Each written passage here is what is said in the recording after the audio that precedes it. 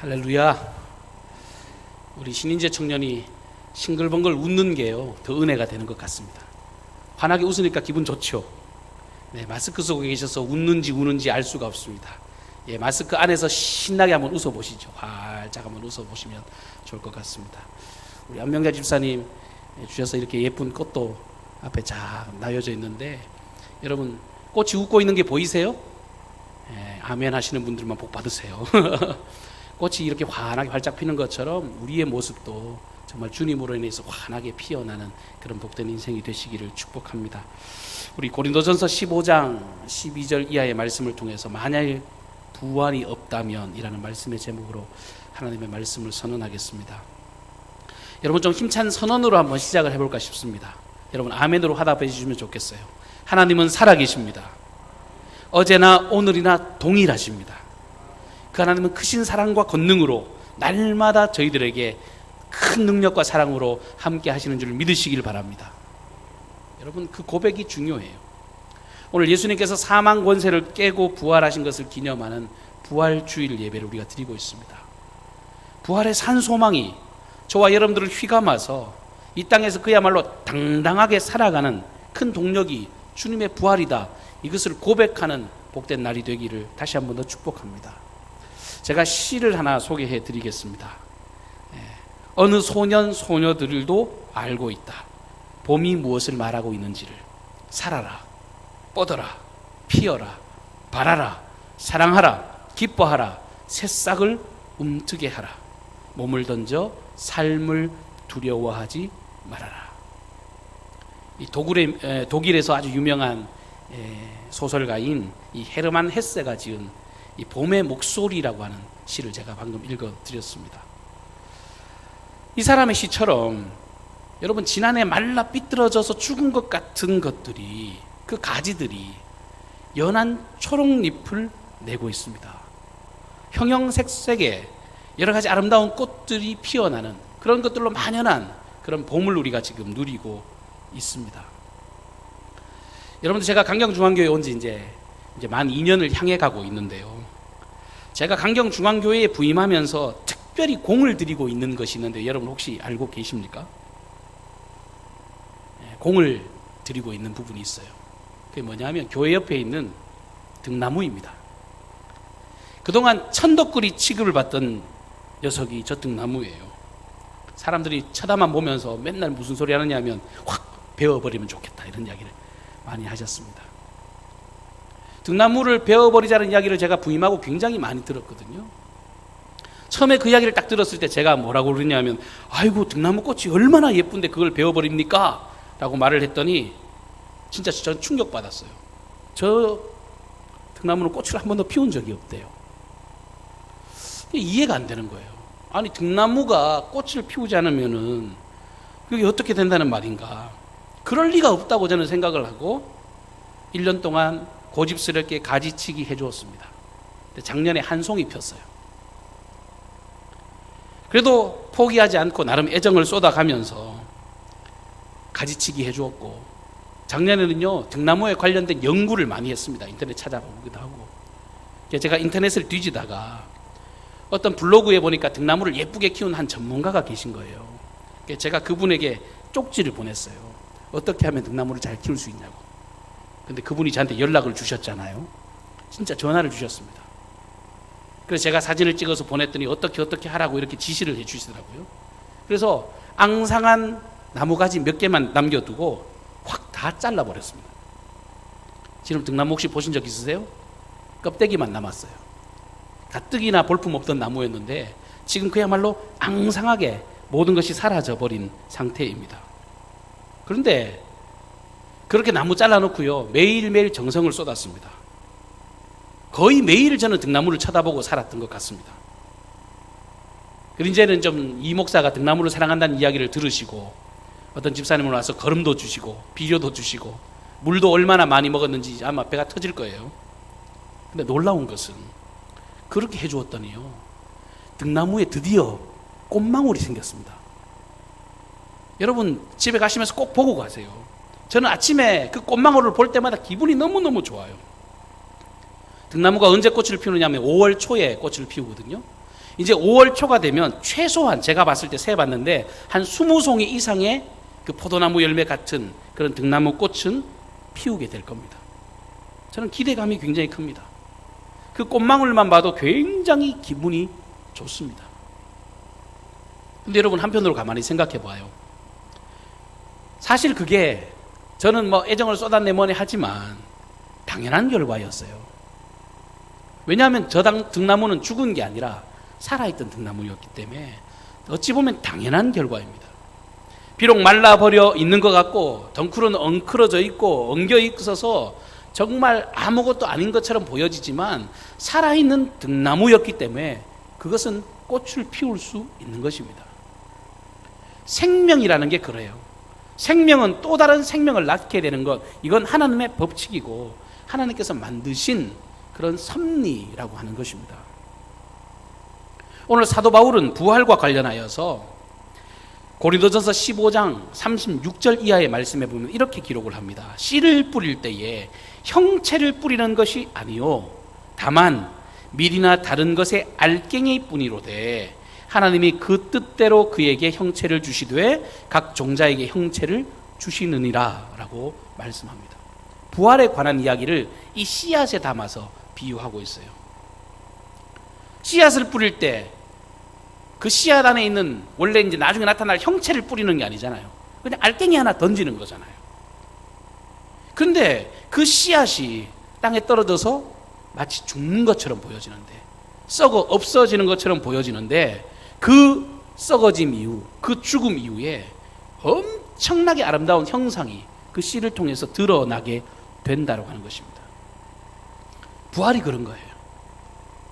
생명이 또 다른 생명을 우리에게 허락해 주는 사건, 그게 부활의 사건입니다. 세상 사람들은 아이고 죽으면 끝이지 뭐, 인생 뭐 있어, 그냥 죽기 전까지 열심히 사는 거요, 죽으면 아무것도 아니야, 그렇게 생각을 하고 이야기를 합니다.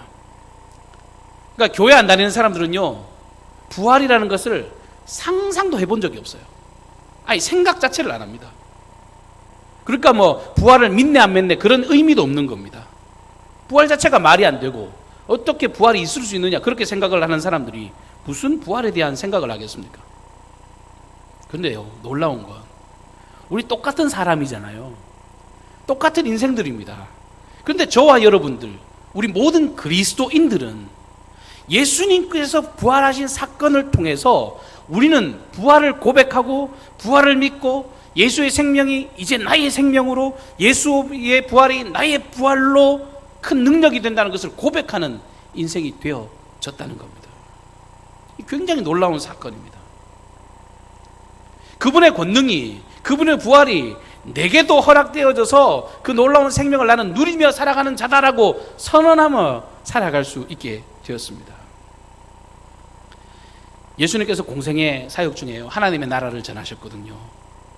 세상의 기준과는 너무나도 다른, 오직 당신을 통해서만 이룰 그 하나님의 나라를 끊임없이 선언하셨습니다. 십자가 대속의 죽음으로써 온 인류를 구원하시고 그 구원을 보증하기 위해서 주님은 죽으시고 난 뒤에 부활하시겠다는 것을 끊임없이 말씀을 하셨습니다. 누가복음 18장 32절 이하에 인자가 이방인에게 넘겨져 희롱을 당하고 능욕을 당하고 침뱉음을 당하겠으며 그들은 채찍질하고 그를 죽일 것이나 그는 3일 만에 살아나리라 하시되 제자들이 이것을 하나도 깨닫지 못하였으니 그 말씀이 감추었으므로 그들이 그 이르신 바를 알지 못하였더라. 십자가 죽이시기 전에 이미 예수님은 나 죽어 그러나 다시 살아날 거라, 이렇게 수없이 많이 말씀하셨습니다. 근데 제자들은 그런 말씀을 배우고 들었는데도 불구하고 제자들 역시 그 말씀을 믿지 못했었다고 기록합니다. 그러니까 나중에 예수님이 실제로 이제 체포당하시고 십자가에 죽으실 때 제자들은 하나씩 둘씩 꽁무니를 빼고 도망을 가더니 나중에 십자가에 달려 죽으시고 난 뒤에는 아예 아이고 우리가 헛것 쫓았네, 아예 포기해버리고 자기가 살던 그 고향으로 돌아가서 고기 잡던 사람은 고기 잡고 다른 거 하던 사람은 다른 거 하면서 인생 그냥 허송세월 하면서 그렇게 숨어 지내는 인생으로 전락하게 됐습니다. 그토록 많은 이적과 기사를 통해서 예수님의 신적인 권능을 보았음에도 불구하고 수많은 병자가 치료되어지고 심지어는 죽은 나사로가 살아나는 사건을 경험했음에도 불구하고 이 제자들은 예수님 돌아가시고 난 이후에 십자가에 죽으시고 난 뒤에는 완전히 폐잔병 같은 인생을 살았더랬습니다. 그런데 주님이 살아나신 거예요. 여러분, 참 부활과 관련해서 흥미로운 이야기가 있습니다. 새벽에도 말씀 나누었는데 마태복음 27장 말씀에 보면 대제사장들과 서기관들이 예수님이 돌아가시고 난 뒤에 빌라도 총독을 찾아갑니다. 아니, 예수님 십자가에 못 박으라고 총독 찾아간 거는 이해가 되는데요, 예수님이 죽고 난 뒤에 빌라도를 왜 찾아갔을까요? 다름이 아니라 저 예수가 자기가 생전에 사흘 있으면 다시 살아난다고 말을 하고 돌아다니던데, 우리가 그것을 들어서 기억하고 있는데 오히려 그 사람들은 예수님의 이 말을 기억을 했대요. 성경이 그렇게 기록합니다. 우리가 기억을 하는데 당신이 명령을 해가지고 저 예수의 무덤 좀 지켜주시오, 그렇게 이야기를 한 겁니다. 괜히 저 예수를 따르던 제자들이 시체를 빼돌려 놓고 백성들에게 동네방네 돌아다니면서 예수가 살아났다, 부활했다 이렇게 말할 수 있으니까 저거 강력하게 대응을 해가지고 그런 말을 하지 못하도록 지금 어떤 행동을 취해달라고 그렇게 청탁을 넣은 겁니다. 그래서 성경에 보면요, 빌라도가 경비병을 세웠습니다. 무덤을 지키는 경비병을 세웠어요. 그리고 유대 총독의 명의로 무덤에 임봉을 해버립니다. 여러분, 어떠한 강력한 임봉을 해버리면요, 누구도 손을 못 대요. 손을 대는 순간에 그 범법자가 되는 겁니다. 무덤을 임봉하고 굳게 지키도록 명령을 했습니다. 여러분, 부활을 막기 위한, 헛소문 내기 위한 사람의 계략이었습니다. 근데 참 재밌고 놀라운 것 아닙니까? 이들의 악행은 나중에 후에 예수님이 부활하신 이 사건을 통해서 오히려 이 예수님의 부활이 진짜라는 거, 예수님의 이 부활이 정말 누구라도 핑계할 수 없다는 거, 예수님의 부활이 확실하다는 것을 보여주는 강력한 증거가 되게 되었습니다. 자기들이 지켰잖아요. 자기들이 임봉했잖아요. 예수의 부활이 아니라고 그러면요, 자기들이 허술하게 경비했다, 자기들이 대충대충 정말 지켰다, 이렇게 이야기하는 것밖에 되지 않습니다. 누워 침뱉는 이야기예요. 안식 후 첫날에 그야말로 병사들이 지키는 무덤 아니겠습니까? 임봉한 무덤 아니겠습니까? 그런데 여인들이 예수님의 몸에 향품을 받으려고 무덤을 찾아갔더니 놀라운 광경이 펼쳐져 있는 겁니다. 임봉된 무덤에 돌은 누가 굴려놓았는지 굴려가 있습니다. 병사들은 그 무덤에 쓰러져 있습니다. 이게 무슨 일인가? 어리둥절한 마음에 이 빈 무덤을 쳐다보고 있을 때 흰 옷을 입은 두 사람이 말을 합니다. 어찌하여 산자를 죽은 자 가운데서 찾느냐? 여기 계시지 않고 그가 살아나셨느니라. 이 천사가 이 부활의 기쁜 소식을 전해준 겁니다. 가장 먼저 예수님을 대면한 사람은 막달라 마리아였습니다. 여인들이 부활의 첫 증인이 되어서 이 기쁜 소식을 내려가서 전했습니다. 이들이 전한 것으로 끝나는 것이 아니라 이제는 주님께서 친히 사람들을 만나 주시는데요, 낙심하고 있던 제자들에게 주님은 친히 찾아가 그들에게 만나 주셨습니다. 두려움에 떨고 있는 그들을 향해서 누가복음 24장 39절 말씀에 보면 내 손과 발을 보고 나인 줄 알라, 또 나를 만져보라, 영은 살과 뼈가 없으되 너희 보는 바와 같이 나는 있느니라. 친히 자기를 나타내 보여주셨습니다. 소식을 들었던 도마, 근데 의심을 했잖아요. 근데 의심 많이 하고 있던 그 도마에게 주님께서는 친히 찾아가 주셔서 자신의 손과 옆구리에 네 손을 한번 넣어봐라, 네가 직접 만져봐라, 네가 직접 넣어봐라, 그러면서 살아나신 자신의 모습을 확인시켜 주셨습니다. 세상 다 끝난 것처럼, 다 실패한 것처럼 낙심하고 있는 이 엠마오로 가는 두 제자에게 주님은 그들과 함께 동행하시면서 그들을 격려하시고 위로하시고 새로운 소망을 갖게 해 주셨습니다. 특별히 그렇게 큰 소리치고 따르겠다고 말했던 이 베드로. 그런데 주님 십자가에 달리실 때 배신하고 저주하며 부인했던 이 베드로. 낙창에서 고기 잡고 있는 그 허망한 인생 살아가는 그에게 부활하신 주님께서는 친히 찾아가 그 베드로를 만나주시고 그를 위해서 손수 조반을 마련해 주시면서 새로운 사명을 부여해 주셨습니다. 그의 사랑을 확인하고 난 뒤에 그에게 뜨거운 사명을 부여해 주셨다고 하는 겁니다. 그리고 오늘 우리가 읽었던 이 본문 말씀을 기록한 사도 바울도 예수가 어딨냐? 그 헛소리, 말도 되지 않는 소리라고 핍박하던 이 사도 바울이 다메섹 도상에서 빛 가운데 그 부활하신 주님을 직접 만나게 돼서 완전히 다른 인생을 살게 됐습니다. 성경에는 이 외에도 500의 형제들이 예수님의 부활과 승천을 함께 목격했다라고 성경은 기록하고 있습니다. 놀라운 것은 여러분, 십자가의 사건 이후에는 그렇게 흩어졌던 이 제자들, 믿음 없이 좌절하고 쓰러졌던 그들이 이 부활의 사건, 예수님이 직접 그들을 만나주시고 난 이후에는요, 그들의 삶이 완전히 다른 것으로 뒤바뀌어졌다라고 하는 겁니다. 180도로 변화된 인생을 경험하게 됩니다. 여러분, 부활이 어디 있느냐라고 이야기할 때요, 부활의 가장 확실한 증거가 뭐냐면 이 변화된 이들의 삶이 예수님의 부활을 가장 확실하게 증거하는, 저는 증거물이라고 생각합니다. 사람이 충격받지 않고는 도무지 그 인생이 그렇게 180도로 변화될 수가 없습니다. 이 예수 그리스도의 이 부활의 사건이 한 사람 인생을 완전히 송두리째 바꿔놓아요. 뭔가 충격을 받은 겁니다. 인생의 삶을 완전 터닝 포인트 시켜놓았습니다.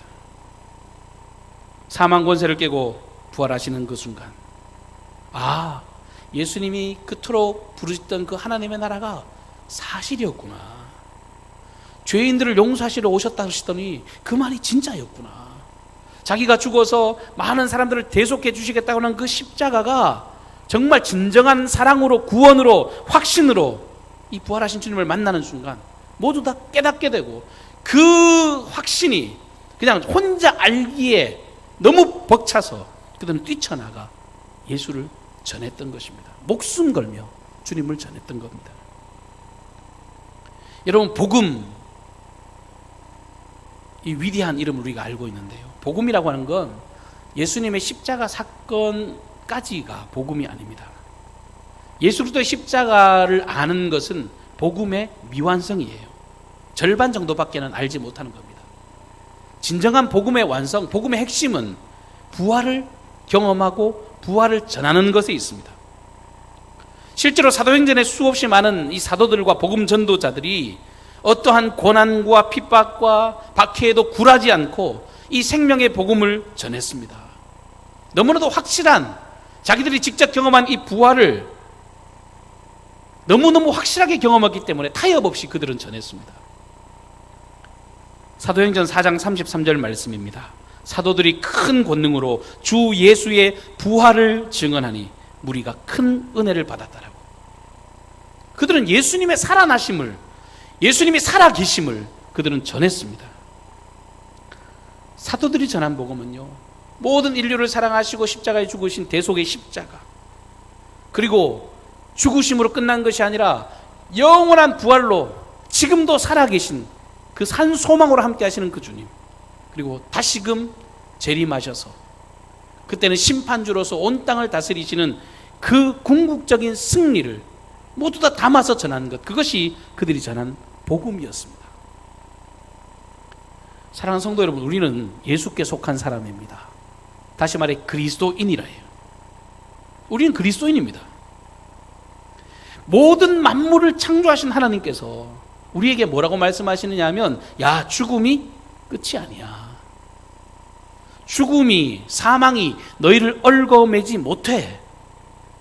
그것을 우리에게 알려주셨고, 그것을 친히 자기가 살아나시는 모습을 통해 보증해 주셨습니다. 그리스도인들은요, 죽음이 끝이 아니다, 그것을 확실히 고백합니다. 죽음 너머에 다른 것이 있다는 것을 믿고 사는 사람들입니다. 부활의 소망을 가진 인생들, 그들이 그리스도인입니다. 예수님의 부활을 지식적으로 알므로 끝나는 것이 아니라 예수의 부활이 이제 나의 부활로 확신되어지는 사람들, 그들이 그리스도인이에요. 오늘 본문에 만일이라는 말이 5번이나 나옵니다. 만일. 만약에 죽은 자의 부활이 없고 만약에 예수의 그 부활이 없다면 우리들의 믿음도, 우리 잘하는 것도, 우리의 모든 소망도 다 헛된 것이라고 사도 바울은 고백하고 있습니다. 예수께서 살아나셨기 때문에, 예수께서 부활하셨기 때문에, 예수님이 지금 우리와 함께 하시기 때문에 우리가 믿는 이 모든 믿음이 더 확실해진다는 거예요. 만일 그리스도의 부활이 없다면 믿음도, 전하는 것도, 소망도 다 헛것이다. 이 말을 뒤집어서 이야기하면 예수의 부활 때문에 영원한 생명을 가진 자로서 우리는 어떤 두려움도, 어떤 괴로움도, 어떤 위기도 넉넉히 이길 수 있다는 것을 고백하는 것 아니겠습니까? 제가 예전에 오후 찬양 예배 때 한번 소개해드린 적이 있던 것 같은데요. 제가 예전에 섬기던 교회에서 함께 사역하던 여자 집사님이 계셨습니다. 나이가 36살, 참 예쁘고 너무 상냥하고 진짜 여성스러운, 진짜 여자 같은 분이셨습니다. 첼로를 전공하셔가지고 제가 교회 예배 찬양팀을 담당하니까 함께 아름답게 동역을 이루던 분이셨습니다. 그런데 아무런 전조증세가 없는 상태에서 그냥 건강검진을 받으러 가셨다가 위암 말기 판정을 받으셨습니다. 첫 선고를 받는 그때 그는 3개월 시한부 선고를 받았습니다. 너무 많이 전이가 됐대요. 고시 준비를 해오던 완벽주의자 성향의 남편이 계셨습니다. 그리고 7살 먹은 아들이 하나 있었습니다. 여러분, 이 상황을 딱 들으셨을 때 어떤 마음이 드세요? 불쌍하고, 아이고 나이가 40도 되기 전인데 애를 놓고 어떡하려나, 저 신랑은 어떡하려나, 그런 애처로운 마음, 안타까운 마음, 그게 정상이죠. 그런 마음 드는 게 정상입니다. 저도 목회하는 저도 마음이 무너지고 아파서 아이고 진짜 어떻게 위로하나, 너무너무 어처구니 없는 일 아닌가 많이 고민했었습니다. 근데 여러 번 신방을 하면서 그 마음이 조금씩 제가 바뀌는 것을 경험하게 됐습니다. 그분 안에서 꿈틀거리고 있는 영원에 대한 소망, 부활에 대한 확신, 이런 것들을 경험하게 됐습니다. 3개월도 채 사시지 못했습니다. 근데 저는 그분이 투병하는 세월 동안 단 한 번의 원망을 들어본 적이 없습니다. 늘 만나면 환하게 웃어주시고 오히려 제 목회를 되려 걱정해 주시던 분. 저는 목회가 힘들고 어려울 때 그분이 웃어주던 그 얼굴, 그 목소리, 그런 것들이 자꾸 떠오릅니다. 그분을 담당하던 교구 목사가 아무래도 집사님 얼마 못 가실 것 같아요, 그렇게 소식을 전해주어서 한번 봐야 되겠다 싶었는데 그날이 해필 주일이었어요. 굉장히 바쁜데 주일 사역을 하는데 자꾸 그분 얼굴이 아른아른거리는 거예요. 오늘 안 만나면 왠지 안 될 것 같은 그런 마음의 부담감. 굉장히 바쁜데 낮 예배가 마쳐지자마자 그냥 후회하느니 그냥 갔다 오자 싶어서 병원을 갔습니다. 그분이 계신 호스피스 병동에 들어갔습니다. 얼마간 보지 못했는데 그야말로 꽉 마른 얼굴, 그간 뵙지 못한 상태에서 이제 암세포가 전이 되어서 물 한 모금도 마시지 못하는 그야말로 피골이 상접한 상태, 빼싹 마른 그 얼굴. 집사님 뵙고 싶어서 왔어요. 집사님 얼굴 보려고 왔어요. 그렇게 이야기하니까요, 집사님이 힘겹게 입을 여시며 하는 말씀이 그래요. 목사님, 이런 모습 보여서 너무 죄송해요. 근데 너무 고마웠어요. 저는 진짜 행복한 사람인 것 같아요. 제가 목사님 위해서 기도할게요. 여러분, 저 그리고 돌아 나왔는데요, 교회에 돌아온 지 1시간도 채 못 돼서 그분이 임종하셨습니다. 수많은 장례를 치루어 보았습니다. 근데 그날 더욱더 확실해지는 것 한 가지, 그분의 죽음을 대하는 태도를 보면서 우리의 믿음이 헛것이 아니구나, 우리 안에 소망이 헛된 것이 아니구나, 그분 안에 있는 영원한 부활의 소망, 그것이 거짓으로 어거지로 만들어지신 것이 아니구나, 이것을 확실하게 고백할 수 있게 됐습니다. 우리 믿음의 선배들이, 신앙의 선배들이 그토록 힘겹고 어려운 상황 가운데서도 당당하게 힘있게 살아갈 수 있던 이유가 이 부활의 산 소망을 가지고 살았기 때문에 이것이 모든 그리스도인에게 강력한 힘이 되는구나, 그것을 고백할 수 있었습니다. 신학자 칼바르트는 부활절과 성탄에 관련된 설교는 짧으면 짧을수록 좋다, 이렇게 말을 했습니다. 왜냐하면 이것은 역사적인 사실이기 때문이다. 그는 그렇게 고백합니다. 예수의 부활, 예수의 탄생, 예수의 살아계심, 이것은 구차하게 어떤 증명하려고, 애써 변증하려고 이렇게 할 이유가 전혀 없는, 그야말로 있는 그대로 믿어야 될 사실이라고 그는 고백하고 있습니다. 요즘에 코로나 전국으로 인해서 우리나라 전역이 힘들어요. 전 세계 열방이 크나큰 두려움에 빠져 있습니다. 코로나도 코로나지만 더 심각한 것은요, 이 우울감, 이 우울함, 이게 사람의 마음을 힘들게 합니다. 낙심과 탄식의 소리가 그야말로 곳곳에서 들려오는 시대를 우리가 지금 살아가고 있습니다. 그러나 여러분, 이런 때 우리가 확실하게 붙잡아야 될 것이 있습니다. 다름 아닌 지금도 살아계신 하나님이신 줄 믿으시길 바랍니다. 우리 하나님은 살아계세요. 지금 이 순간에도 우리의 삶에 긴밀하게 동행하시고 우리의 삶에 정말 세심한 것 하나까지도 채워가시는 권능자로 함께 하신다는 겁니다. 부활하신 주님이, 부활의 산 소망이 저와 여러분에게 임할 때 모든 두려움이 사라지고 모든 근심이 사라지고 정말 영혼 깊숙한 곳에서 올라오는 참된 기쁨을 경험하게 될 줄로 믿습니다. 부활의 사건은요, 믿어도 되고 안 믿어도 되는 그런 선택의 사항이 아닙니다. 부활신앙은요, 기독교 신앙의 핵심이고 어찌 보면 기독교 신앙의 전부입니다. 진리 그 자체입니다. 하나님의 놀랍고도 위대한 축복이에요. 나사로의 죽음 앞에서 모두 다 두려워 울고 있을 그때 예수님은 그의 여동생이었던 마르다를 향해서 나는 부활의 생명이니 나를 믿는 자는 죽어도 살겠고 무릇 살아서 나를 믿는 자는 영원히 죽지 아니하리라. 네가 이것을 믿느냐라고 말씀하셨어요. 나는 부활이요 생명이다. 나는 부활이요 생명이다. 나를 믿는 자는 죽어도 다시 살아. 그리고 살아서 나를 믿는 자는 영원히 죽지 않아. 너 그거 믿느냐? 여러분, 오늘 우리에게 이 질문 주님이 하고 계시는 것 같아요. 이 믿음 안에 있는 자들을 승리한다는 것입니다.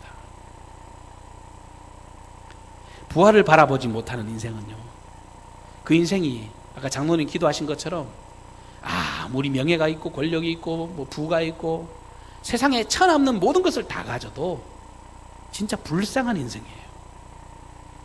허무한 인생입니다. 사는 목적도 없고 인생의 종점이 어딘지도 모르고 살아가는 그 인생들이야말로 불쌍하기 짝이 없는 허무한 인생입니다. 삶이 막연하니까 답답하고 여러 가지 위기와 어려움이 찾아오면 그 두려움의 터널을 절대로 헤어나오지 못합니다. 그러나 우리는 부활의 산 소망으로 인해서 그야말로 가장 확실한 능력을 주님께서 우리에게 부여해 주셨습니다. 저는 요즘에 기도할 때나 말씀 준비할 때나 그런 생각을 진짜 많이 합니다. 어떤 사람들은 목회하기 힘든 시대라고 이야기를 하고 참 뭐 교회가 위기라고 그렇게 말을 합니다만 저는 오히려 정말 영혼 깊숙한 곳에서 자꾸 제 입술로 고백하는 바가 뭐냐면 진짜 목회하기 좋을 때다.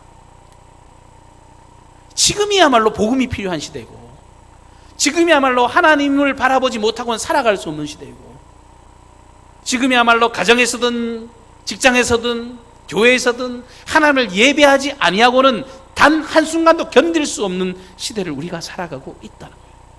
여러분, 그것을 고백해야 됩니다. 주님이 아니고서는 답이 없는 시대입니다. 주님이 아니고서는 어떤 소망도 이야기할 수 없는 시대입니다. 우리가 그리스도인 되었다는 이 사실 하나로 우리가 감격을 누릴 수 있어야 합니다. 어깨를 펴고 당당하게 이 시대를 향해서, 모든 소망을 잃은 자들을 향해서 진짜 소망은 예수 그리스도께 있다고.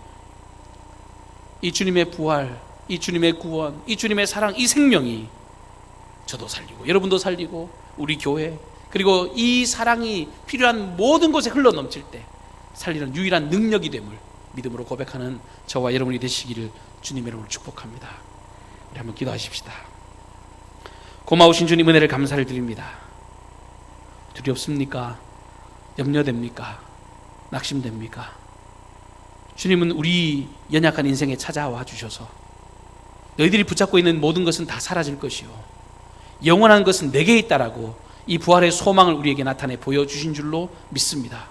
사망 권세를 깨고 부활하신 생명의 주님을 똑똑히 목도하게 도와주시고, 그 생명의 주님의 부활이 이제 나의 부활인 것을 믿음으로 바라보며 어떠한 난관과 어려움 가운데서도 승리를 고백하는 복되고 귀한 믿음의 걸음 걷게 하여 주시옵소서.